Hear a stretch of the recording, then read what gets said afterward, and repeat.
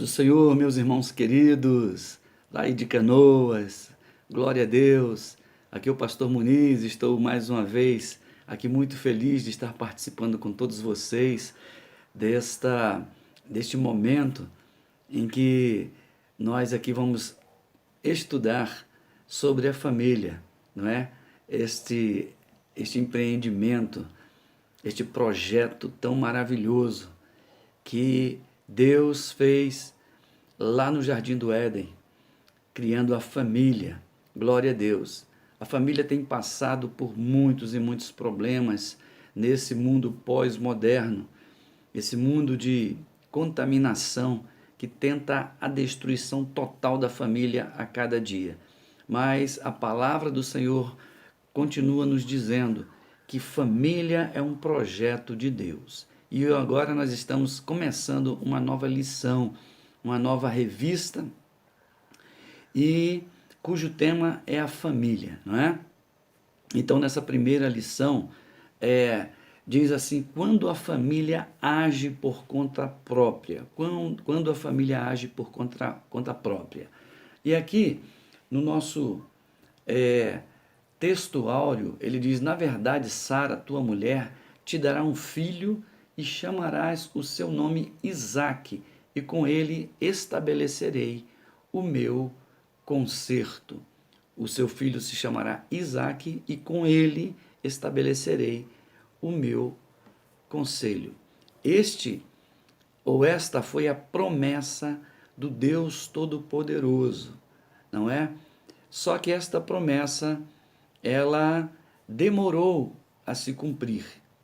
E por demorar a se cumprir, a tendência do ser humano, muitas vezes, é tentar antecipar ou tentar dar uma ajuda a Deus por causa dessa demora.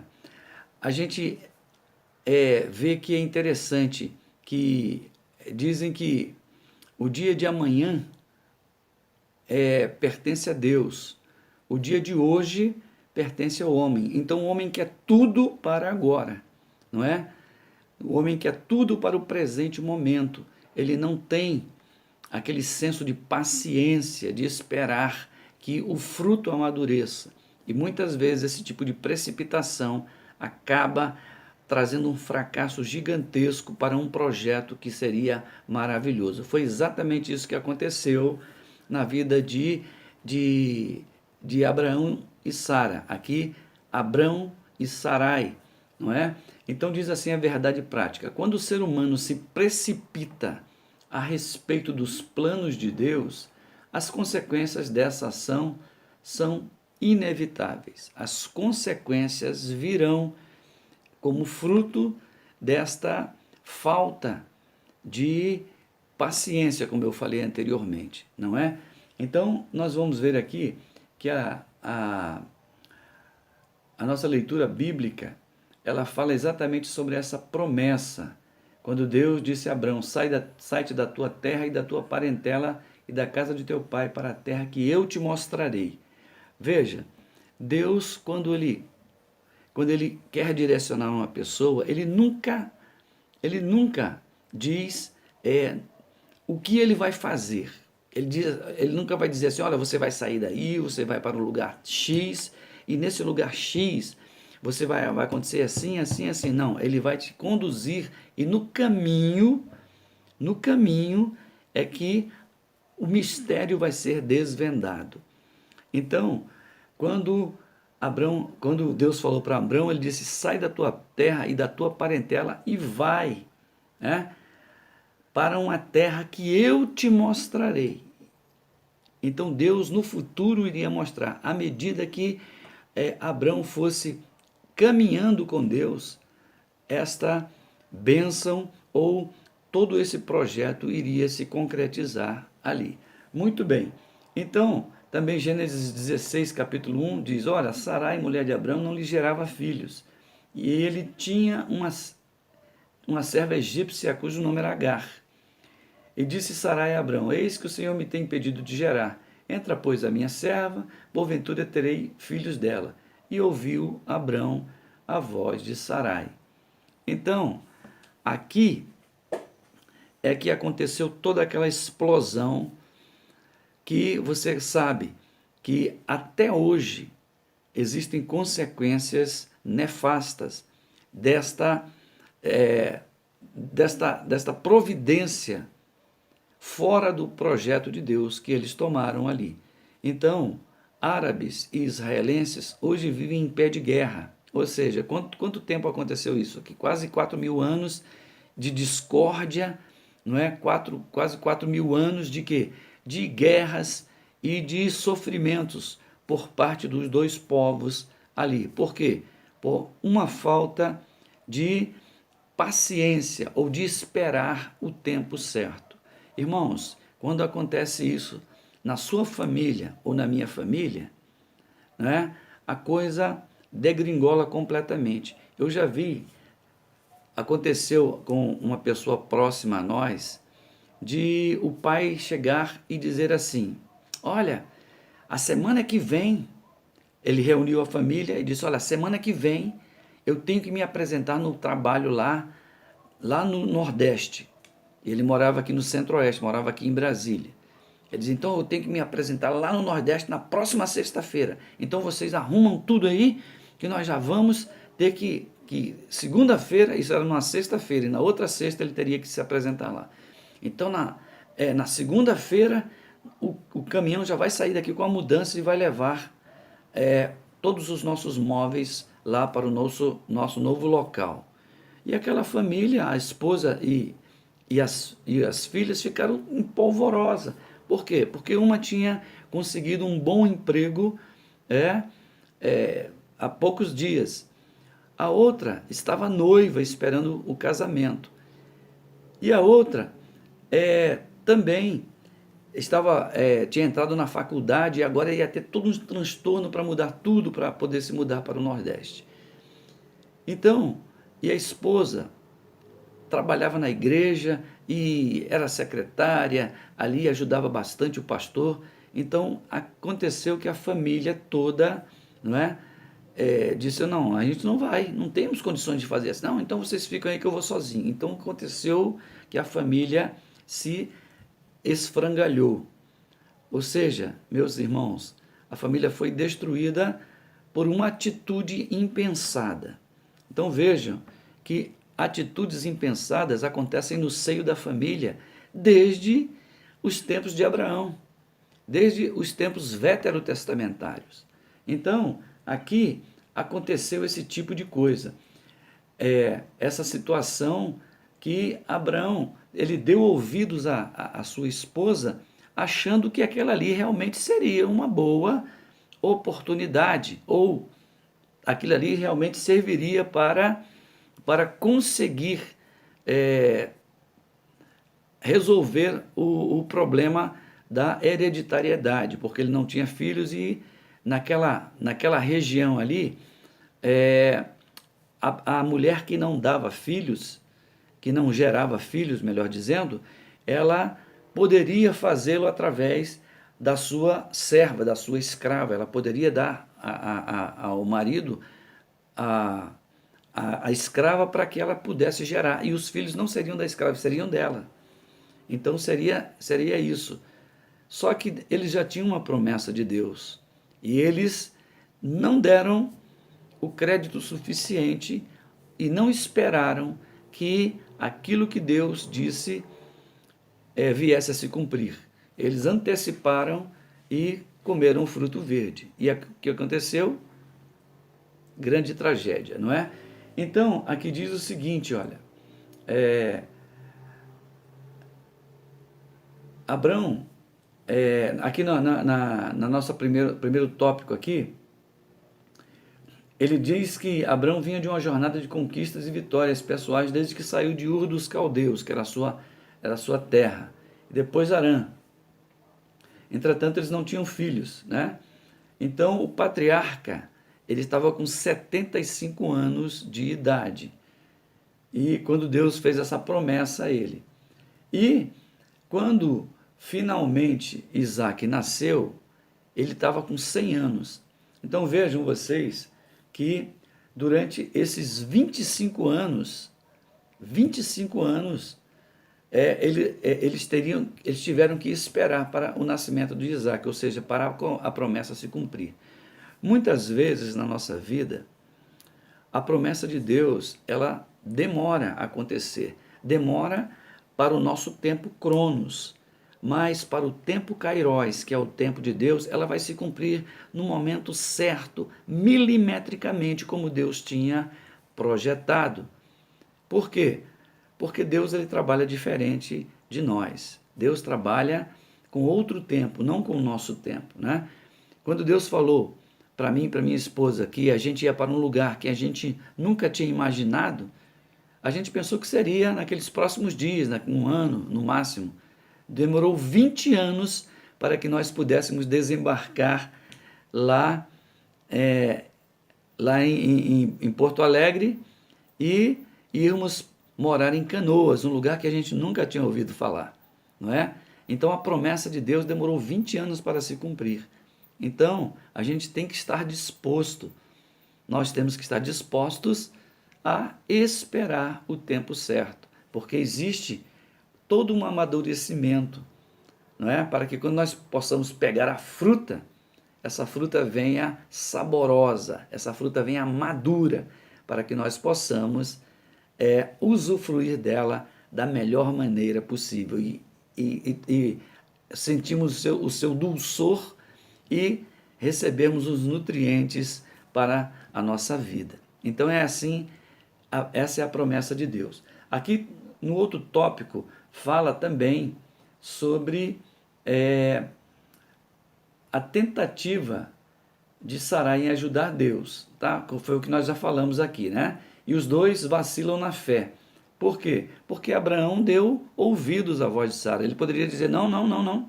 Não foi assim que Deus nos prometeu. Deus prometeu que seria de nós dois. Então vamos esperar. Mesmo que a gente envelheça mais ainda, mas a promessa de Deus ela vai se cumprir. E não foi isso que Abraão fez. O que Abraão fez? Ele deu ouvidos à sua esposa e teve um filho com a escrava egípcia. Então se precipitou e o fracasso foi consequente. Aqui fala de um outro problema no meio da família. Olha o que aconteceu aqui. Discórdia e desarmonia suscitaram uma situação insustentável dentro desse lar. Agar, que era escrava, sentindo-se privilegiada dentro da casa de Abraão, visto que ele estava dando atenções especiais para com ela, por causa do seu filho em seu ventre, provocou ciúmes em Sarai. Esta então começou a hostilizar sua serva. Essa situação ficou bem difícil dentro da casa do patriarca. Veja, o que aconteceu ali? Abraão, ele teve que assumir agora, sabe, um problema que ele poderia não ter assumido ou não ter trazido para ele esse problema. Era só ele dizer para Sarai, não, nós não vamos fazer assim. Mas como ele também aceitou o projeto dela e se envolveu nele, agora ele teria que gerenciar todo esse problema gigante dentro do seu lar. Por quê? Porque a esposa ficou enciumada, porque agora a escrava estava grávida e a escrava se sentiu a senhora da situação, não é? Por quê? Porque estava recebendo toda a atenção de Abraão, não é? Por quê? Porque agora ela estava gerando um filho dele.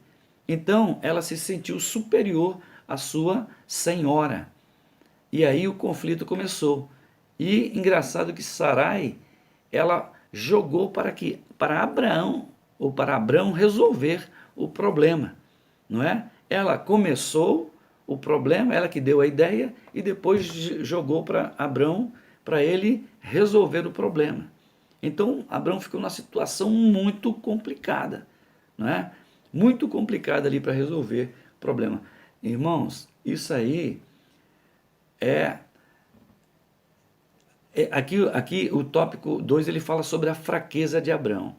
Então muitas vezes, sabe, o marido, que é o sacerdote do lar e tem que dar a última palavra, às vezes ele se enfraquece. Ele, em vez de consultar a Deus, o que ele faz? Ele toma uma decisão baseada na primeira palavra que ele escuta. Ah, Sarai disse que é uma boa ideia fazer isso, então vamos fazer. Não, peraí, vamos consultar a Deus. Será que isso aí realmente é projeto de Deus? Será que Deus se agradaria? E quando isso não acontece, quando a gente não vai buscar a resposta em Deus, meu amigo, com certeza nós estaremos por nossa própria conta e risco.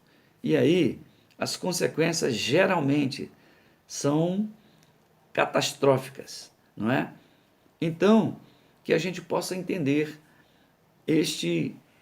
todas essas coisas. Olha aqui, ó. Quando Sarai diz a Abraão que o Senhor me tem impedido de gerar, o Senhor me tem impedido de gerar. Parecia estar afirmando que Deus havia falhado com ela para gerar filhos. Ela afastou-se do lugar de absoluta dependência de Deus e preferiu decidir por si mesma, usando Agar como meio para o cumprimento da divina promessa. Então, quando a gente não espera que a vontade de Deus se cumpra, aí a gente vai se precipitar. E veja que esse negócio é uma coisa tão séria que quando João Batista ele estava lá no cárcere, o tempo foi passando e eles esperavam um Messias que viesse a fazer uma grande obra. Era assim que o povo de Israel achava, que um Messias viria para destruir o Império Romano, não é? E fazer com que Israel se tornasse uma nação top no mundo naquela época. Mas o que aconteceu? O tempo foi passando e não aconteceu isso. Então, João Batista, que estava no cárcere e que tinha dito: eis o Cordeiro de Deus que tira o pecado do mundo, é este aí, sabe? Aí ele começou a duvidar em seu coração. E ele mandou alguns dos seus discípulos irem lá e perguntarem a Jesus: és tu aquele que deveria vir ou deveremos esperar outro? Ou seja, antes ele tinha certeza absoluta de que Jesus era o Cristo. Mas depois, com o passar do tempo, a dúvida começou a tomar lugar no coração. Foi o que aconteceu com Sarai, não é? E o que aconteceu com Abraão também. Ele disse: não, então vamos resolver a situação do nosso jeito aqui, porque Deus está demorando muito realmente a fazer a resolver o problema. Vamos resolver nós mesmos? Irmãos, quando a gente assume esse tipo de responsabilidade, nós estamos assumindo uma coisa que é extremamente séria. E tudo que nos acontecer é por culpa nossa. É por culpa nossa mesmo. Então a família toda vai ser prejudicada por causa de coisas como essa. Por causa de situações como essa que a gente acaba tomando providências erradas, sem esperar na vontade de Deus. Façamos como Davi, que Davi, toda vez que ele ia sair, ele dizia: Senhor, eu vou pela direita ou eu vou pela esquerda? Vai pela direita que você vai conseguir, você vai pegar os seus inimigos lá. E agora, Senhor, como é que eu faço? Eu vou? Não, agora você espera que quando você ouvir um barulho na copa das árvores, você pode sair lá que eu já dei a vitória a você. Você vai pegar seus inimigos e vai ser vitorioso. Então, toda vez que acontece esse tipo de coisa, essa dependência, esse direcionamento do Espírito Santo de Deus, aí a gente vai sempre na certa e a vitória é garantida. Amém, meus irmãos? Então, agora, aqui na conclusão, ou antes da conclusão, aqui diz o seguinte, ó,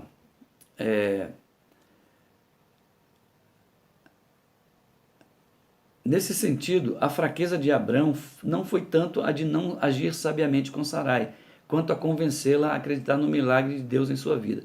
Sua esposa precisava de uma experiência com Deus capaz de dar-lhe o conhecimento suficiente para entender que seu marido tinha razão no que dizia. Portanto, é preciso atentar para uma preciosa lição.